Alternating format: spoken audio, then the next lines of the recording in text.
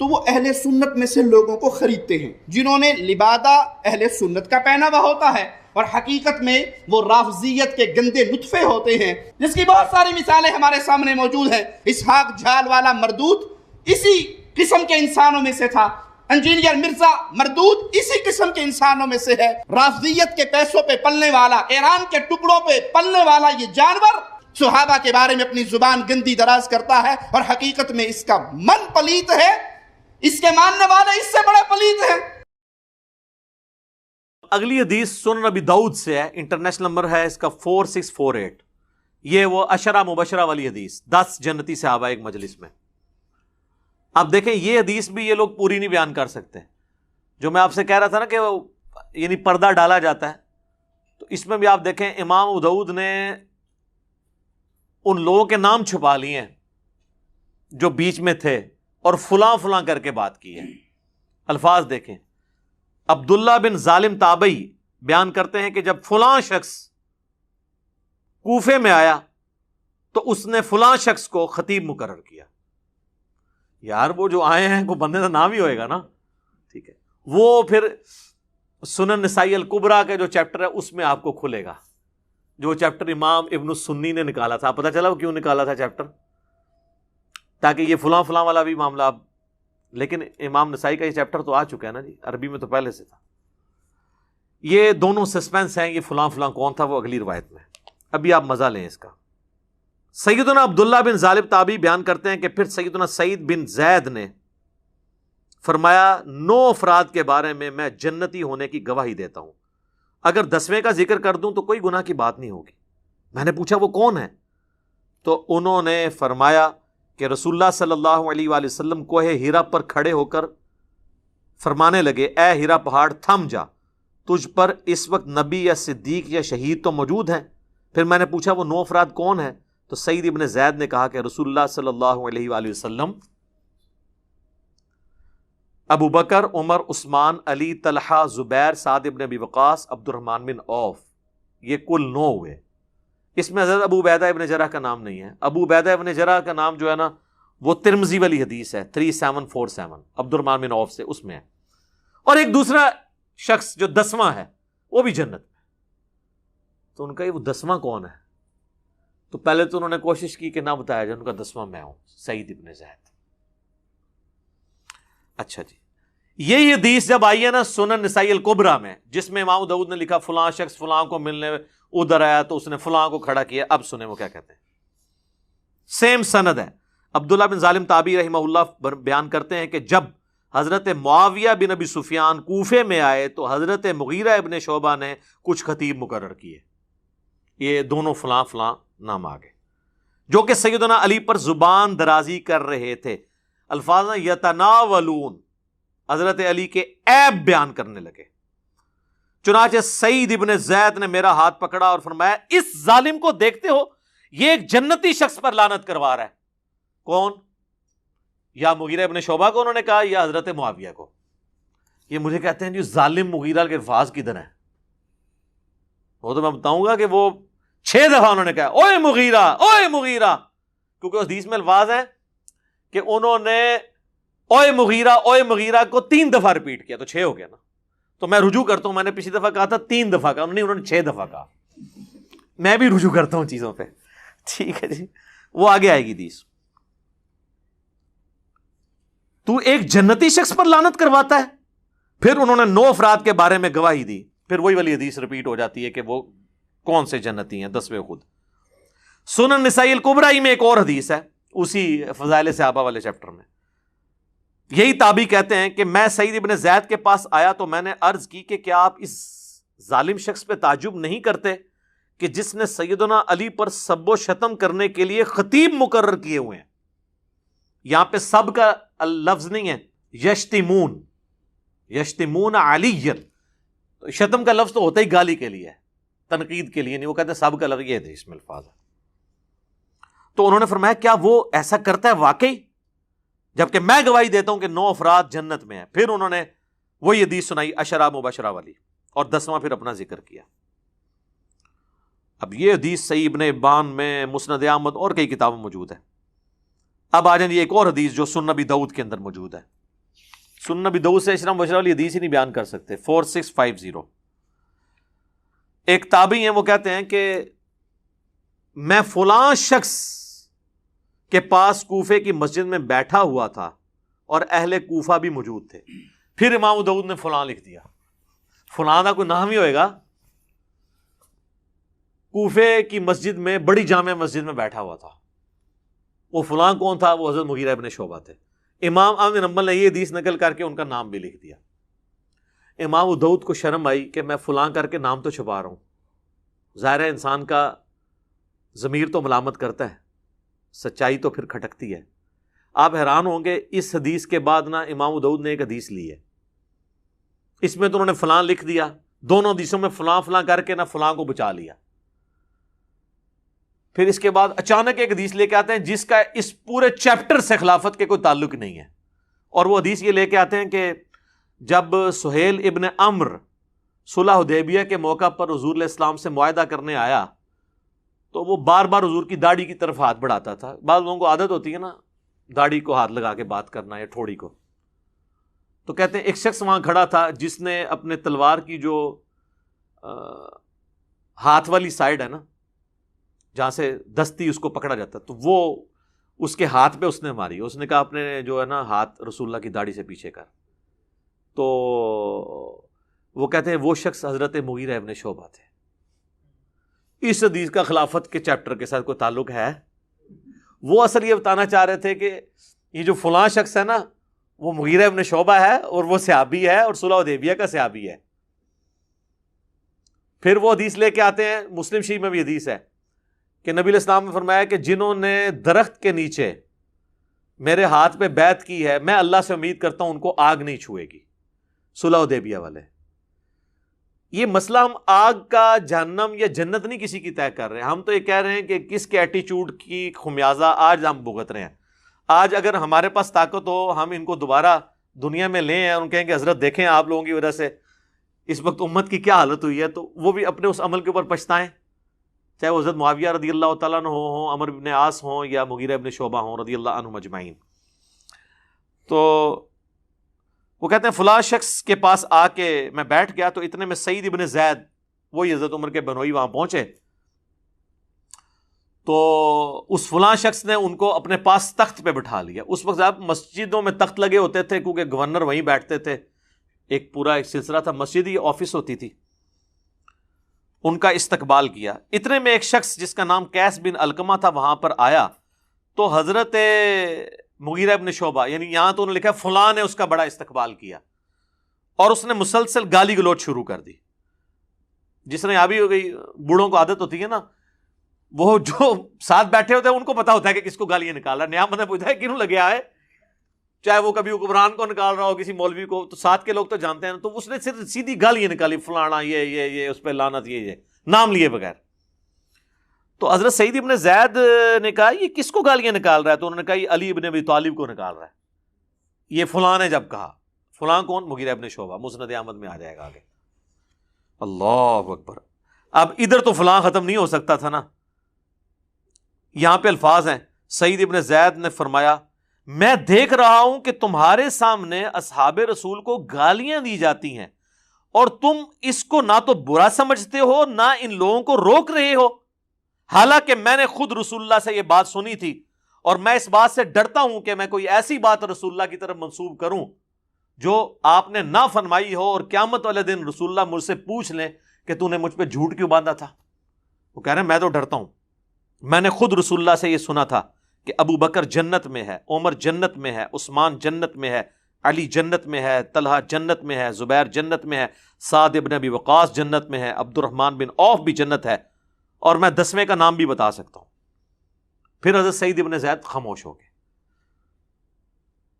مسجد میں آوازیں بلند ہونا شروع ہو گئیں کہ وہ 10واں شخص کون ہے. تو انہوں نے فرمایا وہ 10واں شخص میں ہوں، سعید ابن زید. اللہ.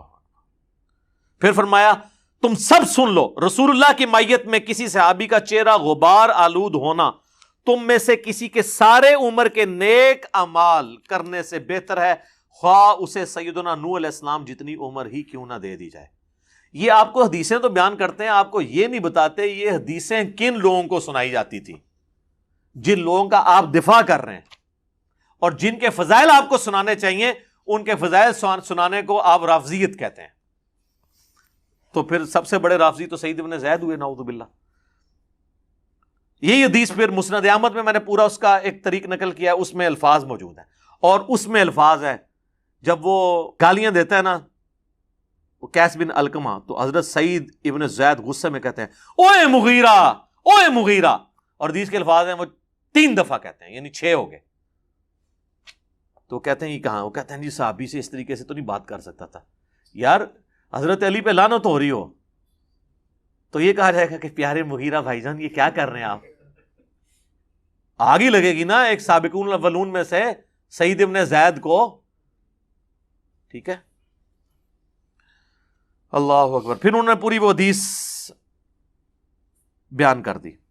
ایک اور حدیث سنن نسائی الکبریٰ کے اندر ہے، وہی فضائل صحابہ والے چیپٹر میں، اس میں تو واضح الفاظ ہیں کہ وہی تابعی عبداللہ کہتے ہیں کہ حضرت مغیرہ نے خطبہ دیا اور اس میں سیدنا علی کو سب و شتم کا نشانہ بنایا، تو اس پہ سعید ابن زید نے فرمایا میں گواہی دیتا ہوں کہ میں نے رسول اللہ سے خود سنا تھا، اے ہیرا پہاڑ تھم جا، تجھ پر اس وقت نبی، صدیق اور شہید ہی تو ہیں۔ پھر نبی علیہ السلام نے فرمایا ابو بکر، عمر، عثمان، علی، طلحہ، زبیر، سعد ابن ابی وقاص، عبد الرحمن بن عوف اور سعید ابن زید سب جنت میں ہیں۔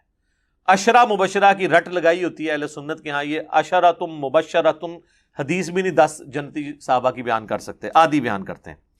ایک اور حدیث سنن نسائی الکبریٰ کے اندر یہی تابعی کہتے ہیں کہ میں سعید ابن زید کے سامنے بیٹھا تھا تو وہ فرمانے لگے ہمارے حکمران ہمیں حکم دیتے ہیں کہ ہم اپنے بھائیوں پر لعنت کریں۔ الفاظ ہیں نلعن اخواننا، یہ کہتے ہیں سب کا مطلب تنقید ہے، اس میں لعنت کے الفاظ ہیں، اور بے شک ہم تو کبھی لعنت نہیں کریں گے بلکہ ہم تو ان کے لیے اللہ کی بارگاہ میں دعا ہی کریں گے۔ میں نے رسول اللہ سے خود یہ بات سنی تھی کہ آپ فرما رہے تھے عنقریب میرے بعد بہت فتنے ہوں گے۔ بنو امیہ کو سعید ابن زید کہہ رہے تسی وہی فتنے ہو جڑے حضور نے دسے سن، ساڑھے تے مسلط ہو گے، اور ایسے ایسے ہوگا۔ اسی دوران ایک شخص وہاں آیا اور اس نے سعید ابن زید سے کہا میں تو حضرت علی سے دنیا میں ہر چیز سے بڑھ کے محبت کرتا ہوں۔ ہم تو کہہ رہے ہیں سبحان اللہ، یہ لوگ ہوتے کہتے ہیں اس کو ایران سے فنڈ آتا ہے، رسول اللہ سے بھی بڑھ کے محبت کرتا ہے، یقیناً رسول اللہ سے بڑھ کے نہیں کرتا۔ نہیں اور باقیوں کی ادھر گئے تو رافضیت شیعت والی باتیں۔ سعید ابن زید کو جب اس نے کہا نا کہ یہ تو لعنت کرواتے ہیں اور میں علی کو ہر چیز سے بڑھ کر محبوب رکھتا ہوں، اس پر سعید ابن زید نے کہا تمہیں بشارت ہو تم ایک جنتی انسان سے محبت کرتے ہو۔ پھر سعید نے کہا سنو رسول اللہ سے میں نے خود سنا تھا ابو بکر، عمر، عثمان، علی، طلحہ، زبیر، عبد الرحمن بن عوف، سعد ابن ابی وقاص یہ سب جنت میں ہیں، اگر چاہوں تو 10ویں کا نام بھی بتا سکتا ہوں۔ 10ویں وہ خود تھے۔ پھر جب لوگوں نے زور لگایا تو پھر انہوں نے اپنا نام بتایا۔ ایک اور حدیث ہے سنن نسائی الکبریٰ کے اندر اور یہ ابو داؤد کے اندر موجود ہے۔ عبد الرحمن تابعی کہتے ہیں کہ سعید ابن زید حضرت مغیرہ ابن شعبہ کے پاس بیٹھے تھے تو حضرت مغیرہ نے حضرت علی کے بارے میں نازیبا الفاظ کہے تو سعید ابن زید وہیں پر کھڑے ہوئے اور فرمایا میں رسول اللہ سے خود یہ سن چکا ہوں کہ اہل قریش میں سے 10 لوگ جنتی ہیں، رسول اللہ، ابو بکر، عمر، عثمان۔ اچھا اس میں انہوں نے حضرت علی کا نام حضرت عثمان سے بھی پہلے لے دیا کیونکہ ان پہ سب و شتم ہو رہا تھا۔ شیخین کی فضیلت پہ تو اہل سنت کے ہاں اتفاق ہے، لیکن حضرت علی اور عثمان والی فضیلت جو ہے اس میں اختلاف پایا جاتا ہے، تو یہاں انہوں نے حضرت علی کا نام پہلے لیا، حضرت عثمان، طلحہ، زبیر، عبد الرحمن بن عوف، سعد ابن ابی وقاص، اور پھر اپنا بھی ذکر کیا۔ اب میں اس کو کنکلوڈ کرتا ہوں میرے بھائیو۔ مسند احمد میں ایک حدیث ہے، اس کی صحت میں اختلاف ہے، مشکات میں بھی حضرت علی کے چیپٹر میں حدیث ملتی ہے کہ جس نے علی کو گالی دی رسول اللہ نے فرمایا اس نے مجھے گالی دی۔ اب جو نبی علیہ السلام کو گالی دیتا ہے اس کا معاملہ پھر کیا ہوگا؟ اس کی سند پہ اختلاف ہے، لیکن شیخ زبیر لیزئی صاحب اللہ تعالیٰ ان کی قبر کو نور سے بھر دے، ان کو نیک کاموں کا اجر دے، انہوں نے بڑا انصاف کیا۔ انہوں نے مشکات میں حدیث آئی نا تو اس کی فوٹ نوٹ پہ لکھا کہ اس کی سند تو ضعیف ہے، لیکن جو روایت مسند ابی یعلا میں موجود ہے، جو الموجب الصغیر طبرانی میں بھی ہے، اور سنن نسائی الکبریٰ جس کو امام ابن سنی نے جو چیپٹر نکال دیا تھا اس کے اندر بھی موجود ہے، خصائص علی اور یہ والا چیپٹر 2، یہ خصائص علی والے چیپٹر میں، کہ ابو عبداللہ تابعی بیان کرتے ہیں کہ ام المومنین سیدہ ام سلمہ جو ہماری ماں سب سے آخر میں فوت ہوئی ہیں، واقعہ کربلا کے بھی 3 سال بعد 64 ہجری میں واقعہ کربلا ان کی زندگی میں ہوا ہے. ام سلمہ وہ کہنے لگی کہ تمہارے ممبروں پر رسول اللہ کو گالیاں دی جاتی ہیں.